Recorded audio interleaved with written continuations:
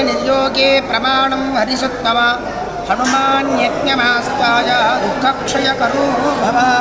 కొండగట్టు ఆంజనేయ స్వామి క్షేత్రంలో పెద్ద హనుమాన్ జయంతి ఉత్సవాలు మహావైభవంగా జరుగుతున్నాయి.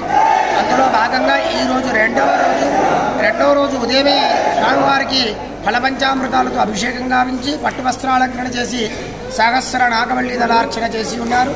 అదేవిధంగా యాగశాలలో ఉదయం 8:30 ప్రారంభించబడి దివ్య ప్రబంధ పారాయణం వేద విన్నపాలతో ప్రారంభించబడి ద్వారతోరుడు గజకుంభారాధన, మూర్తి కుంభ ఆరాధన, మండల ఆరాధన, అగ్నిముఖంగా కూడా స్వామివారిని ఆరాధన చేసుకున్నాం.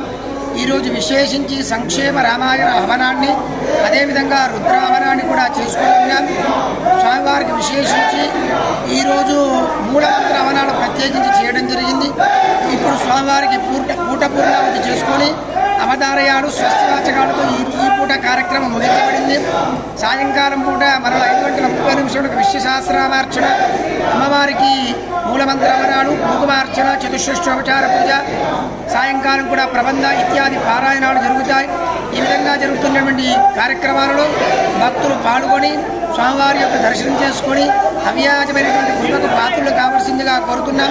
ఇప్పుడు మనం చెప్పినటువంటి శ్లోకం సుందరాకాండలో ఉన్నటువంటి శ్లోకం స్వయంగా సీతమ్మ వారే చెబుతున్నది.